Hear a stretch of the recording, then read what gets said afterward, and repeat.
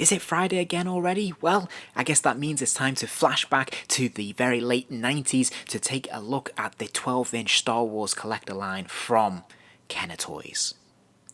And this week it is the turn of the Tusken Raider. This is one of the more fun aliens that we have in this line, and I'm very excited to take another look at him. So if we start off with the packaging, of course we're very familiar with the standard packaging that we've seen now for this line. It has that wonderful star field in the background. I love the sort of nebula effect that we see, those clouds. Very colourful, very fun, very attractive design. Of course we have the Death Star in the background, some TIE fighters, and then up front and centre we have an image, production still of the character taken from the film, which looks really cool.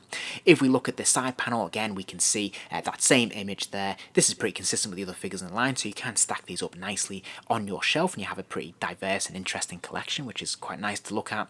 And then on the reverse we have a little bit of text about Star Wars in general, and we can see the other figures that we need to collect in this series. We've got Luke there in his Bespin fatigues, we have Lando, who we saw last week, the Tusken Raider of course, and Chewbacca, who we've also looked at previously.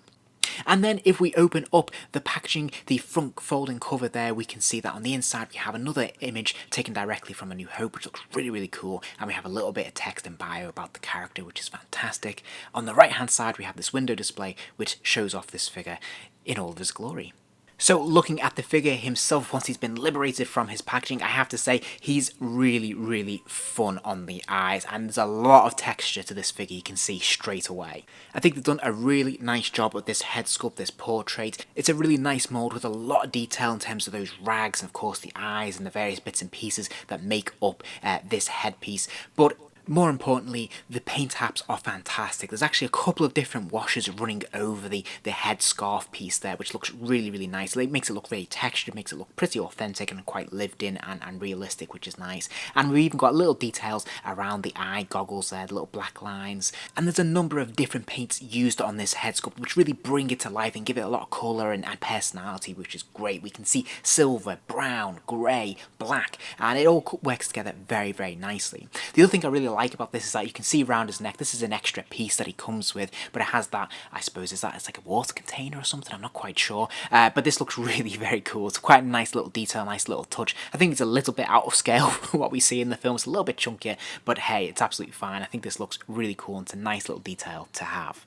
If we look at his torso, you can see that he has these wonderful cloth costume. This is a sort of coarse cotton material which is quite rough to the touch, and I think perfectly suits this figure. It's very nice. It's nice to see that it's frayed around the sleeves as well, which is pretty cool, and he even has a different material used around the waist for that sort of bandana that he's got there, which is pretty cool. This is a much softer, silkier kind of material, which is again gives an extra layer, an extra texture to this figure, which is fun. He does have that plastic piece, the bandana going across his chest there. This is quite nicely sculpted, but there's not a lot of paint apps. In fact, there's no paint apps whatsoever, so it's a little bit simplistic in that sense, but a nice attempt anyway, and it still looks pretty good in the wider scheme of things. I also wanted to point out how different these hand sculpts are. The arms are very different to what we've seen in this action figure line before. They're a lot smaller, they're a lot more textured, they're a lot stiffer, a lot made of a sort of very stiff rubber, but you can see a lot of detailing there. And if we roll up the sleeve, we can see that underneath the sort of outer layer, there's actually a softer, more cotton material underneath as well, like a tunic underneath the overarching cloak, which is really cool. Likewise, if we roll up the skirt at his leg there, we can see those boots, which are a hard rubber, but actually fairly stable. He can stand quite freely, quite comfortably, which is great. And they look fairly in scale, which is nice. And then his upper leg, again, is part of that tunic that we can see, the under tunic for this costume. So it's nice he's got these multiple layers here, and that there's that attention to detail and care there, which it wouldn't be expected for this time. In terms of articulation, there's no real surprises here. He does have a swivel at the head, so he can spin his head all the way around. He's got ball joint to the shoulder, so the arms do kick up and out, and it's a pretty healthy distance. Of course, they come forwards and backwards as well, which is great, but there is no other articulation in the arms, sadly. There is no bend in the elbow at all. He's got ball joints in the hips, so his legs do kick out to the side, they kick all the way forwards, and they go back a pretty good distance as well.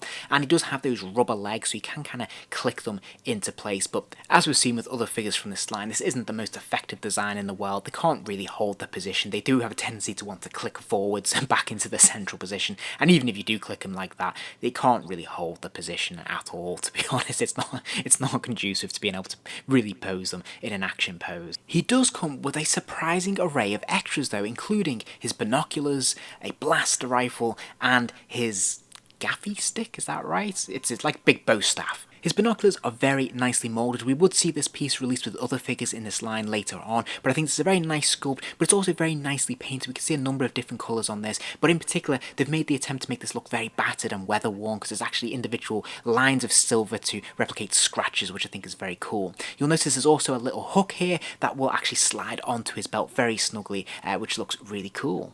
We've seen this blaster rifle before, it's a very nice sculpt. There's no action element, there's no fire and missile with this, but there is some lovely paint apps, like giving it that weather-worn look. And of course, his stick here is a unique piece only to the Tusken Raider, so this is really fun, nicely moulded, nicely painted, and pretty effective.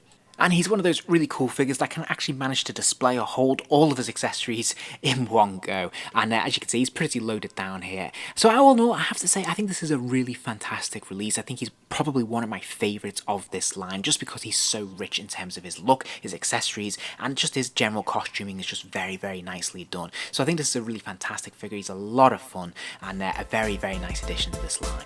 If you enjoyed this video, please do give it a like, and remember to subscribe, as there'll be plenty more videos soon.